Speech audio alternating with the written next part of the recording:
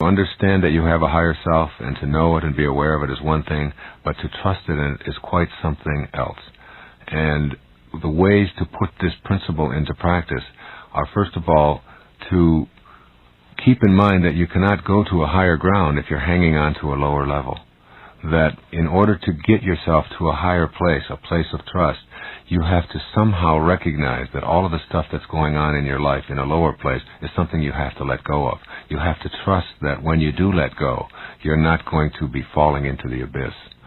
And I would recommend that you take a real rebellious attitude toward the philosophy which preaches that you are not connected to the divine energy, that somehow this force that has many names is something that is outside of you, and you're not deserving of it. Until you know that you can trust in it, you can't use it and acknowledge it in your life. One of the things to do to practice this trust is to take the most serious problem that you have and turn it over to God. Affirm to yourself, I would like to show my trust in the divine force by simply turning my problems over to your divine hands.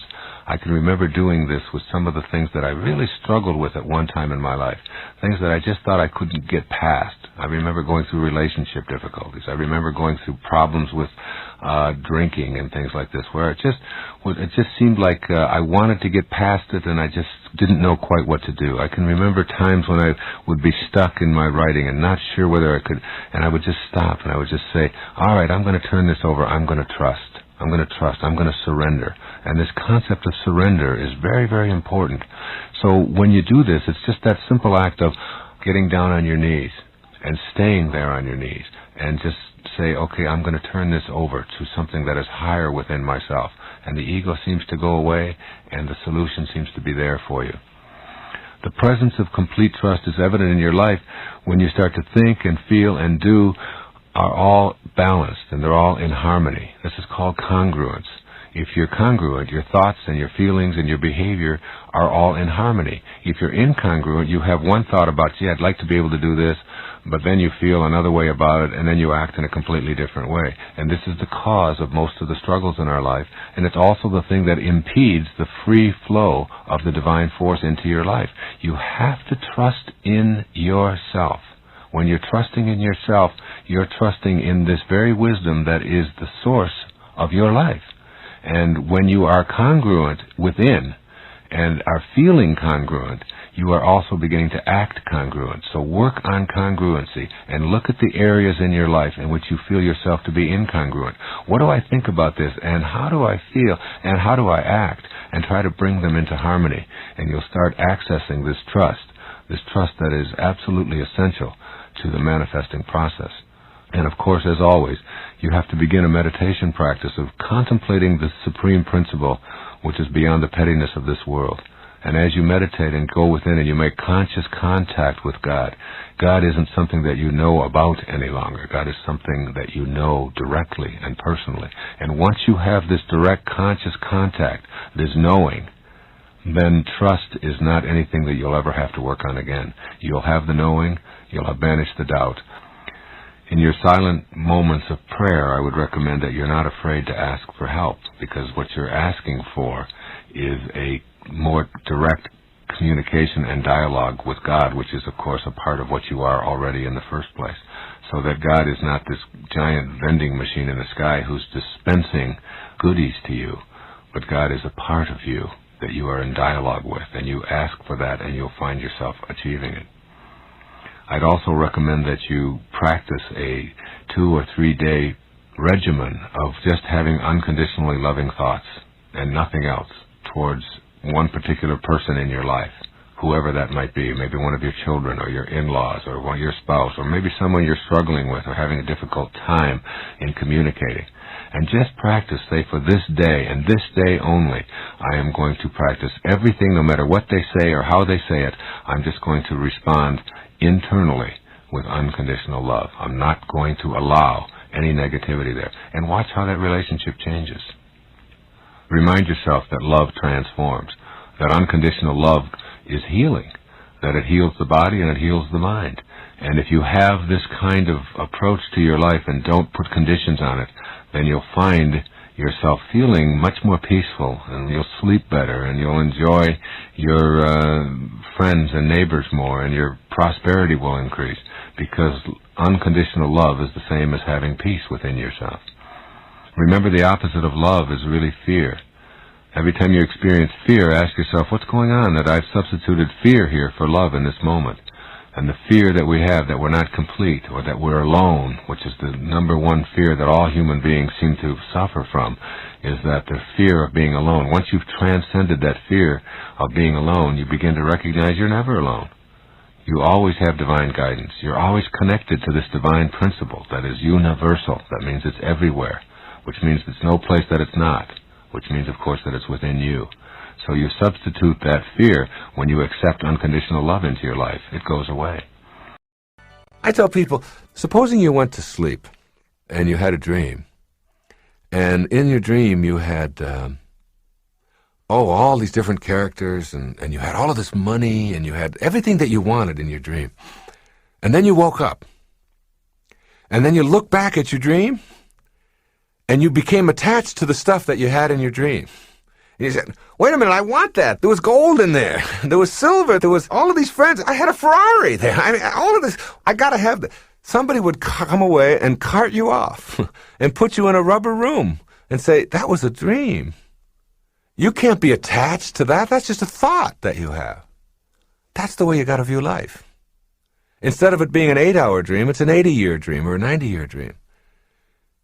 And at the end of the dream, you don't want to be looking back at all of the stuff that you wish you could still have, because you can't have it. You don't get any of that. So you try to detach yourself now, while you're here, while you're alive, from the need to have that stuff. Instead, you just let it sort of all flow.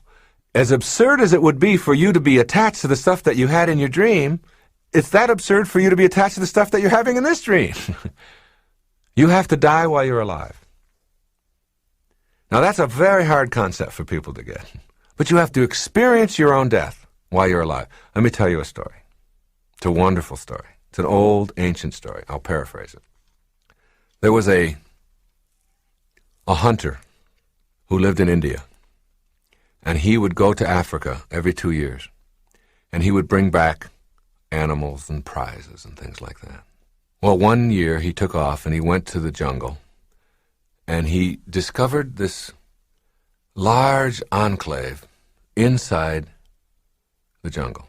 And it was filled with beautiful parrots, beautiful birds, multicolored, and they all talked. And he couldn't get over it. And he put a net out over one of the trees, and he captured one of the parrots. And he put the parrot in a cage. And he brought the parrot back to be with him in India as his pet. And he fed the parrot sunflower seeds, and he fed him rice, and he took wonderful care of him. He was very good. Kept him in the cage. 2 years went by, and he talked to the parrot every day. And he said to the parrot, I'm now going back to Africa. Is there anything you would like me to say to your friends back there in the jungle when I'm back there? The parrot said, yes. Tell them that I'm very happy in my cage. Tell them that I am joyful and that I love being in my cage here with you. Just tell them that. The hunter went back to Africa. He went back to the place in the jungle where he had been 2 years before. And he told the story. He said, your friend that I took back has a message for you. And the message is that he is happy in his cage, that he is joyful with me, and that he has no regrets. At the instant of hearing that, a bird on one of the branches keeled over and dropped dead. Dropped dead, stiff. The hunter assumed that he was just filled with sorrow at hearing of what had happened to his friend. So he went back to India, and he told his parrot what had happened. He said, I went back and I did just as you said. And I told them all out there. And at the moment that I told it, apparently, one of the parrots was so upset that he'd missed you so much that he just dropped dead. And at the instant that that happened, the parrot in the cage keeled over, dead. His legs went straight up in the air, and he went stiff. The hunter was beside himself. He couldn't figure out how could this happen. And he took the dead parrot out of the cage, opened it up, and threw it out on the woodpile. The instant that the parrot landed on the woodpile, he flew up to the branch. And the hunter said, "You tricked me. What is this? I thought you were dead."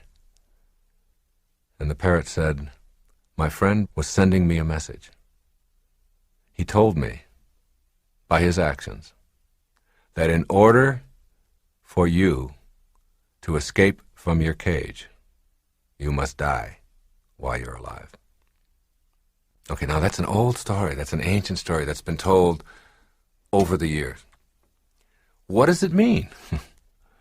I mean, don't you see that this is a cage? That the whole planet is a cage? If you can just stand back far enough and see that we're still restricted by the limitations placed on us as human beings. We're stuck here, or maybe in our homes, or in wherever we are. We're all in cages.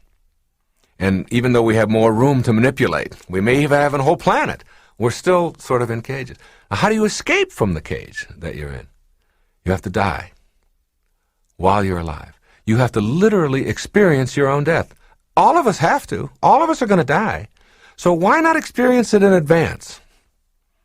And see yourself out of your body, gone, but able to look back at what's going on now. Just like the dream, where you have the dream and you have everything you want, but you're able to look back at it.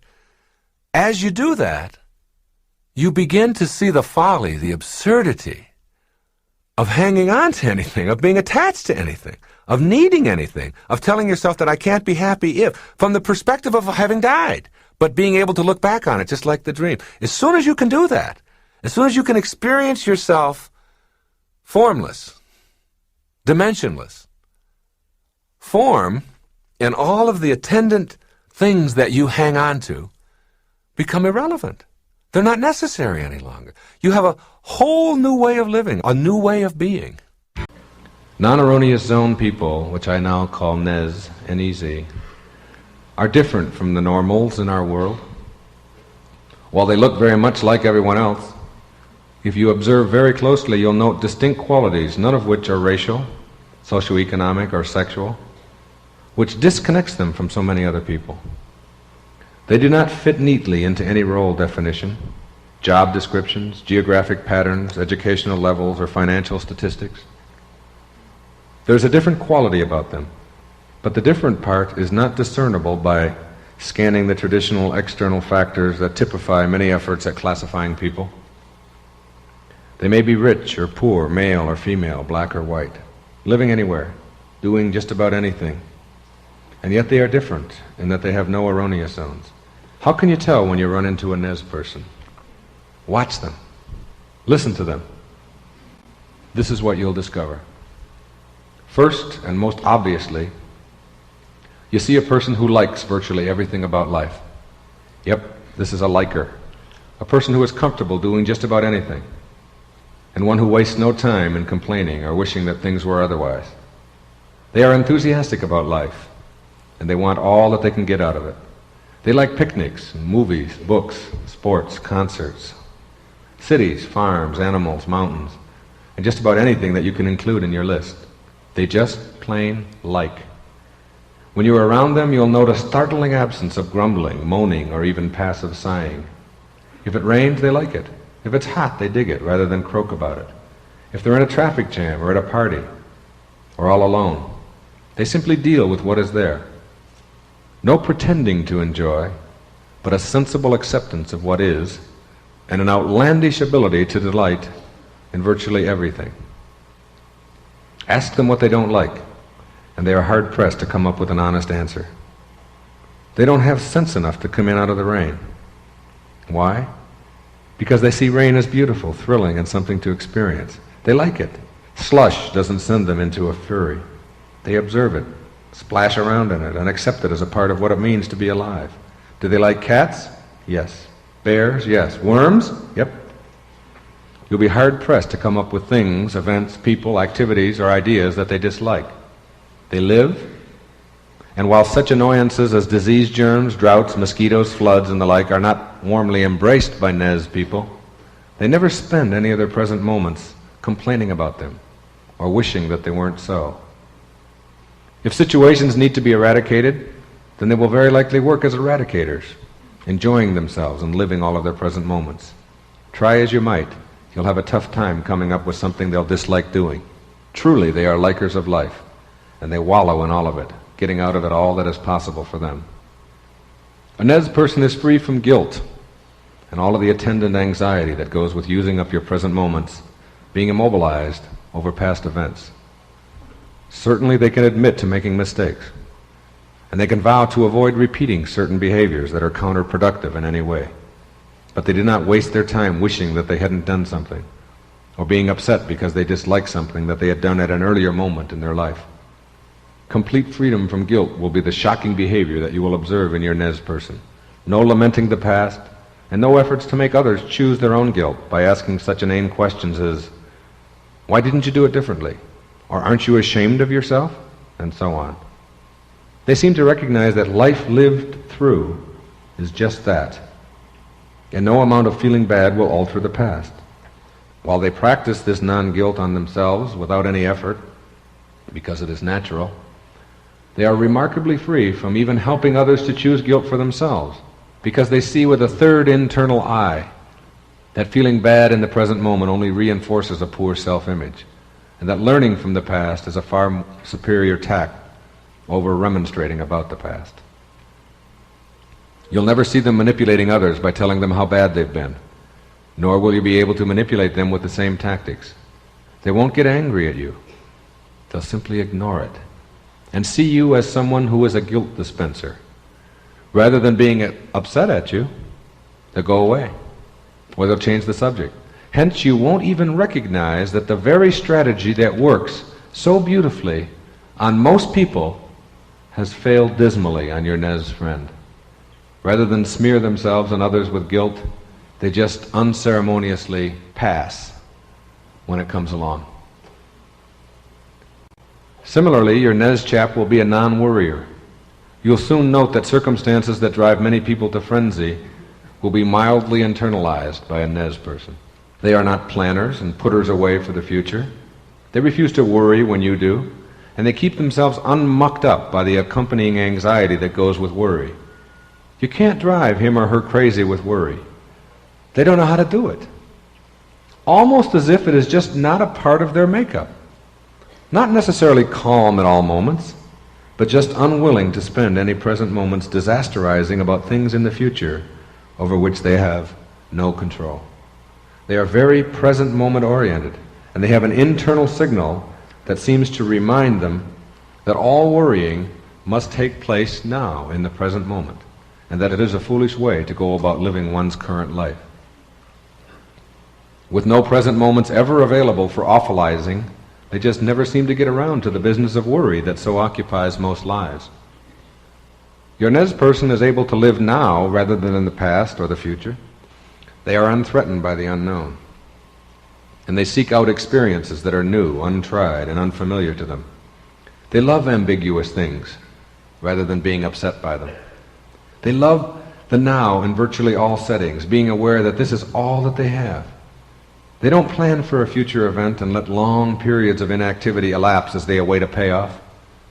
The moments between events are just as livable as those taken up by the events themselves, and they have that uncanny ability to get every pleasure out of their daily lives. They are not postponers saving for a rainy day, and while their culture admonishes such behavior, they are unthreatened by reproachment. They gather in their happiness now, and when a future now arrives, they gather in that one as well. Strange, but this Nez individual is always enjoying simply because they see the folly of waiting to enjoy. This is not some special credo that they've adopted. It is the natural way of living, very much like that of any child or all animals. Grabbing heavy doses of present moment fulfillment, while most normals spend their lives waiting for their payoffs and never being able to seize them. These people are strikingly independent people. They are out of the nest, And while they have a strong love and devotion for family, they see independence as far superior to dependence in all relationships.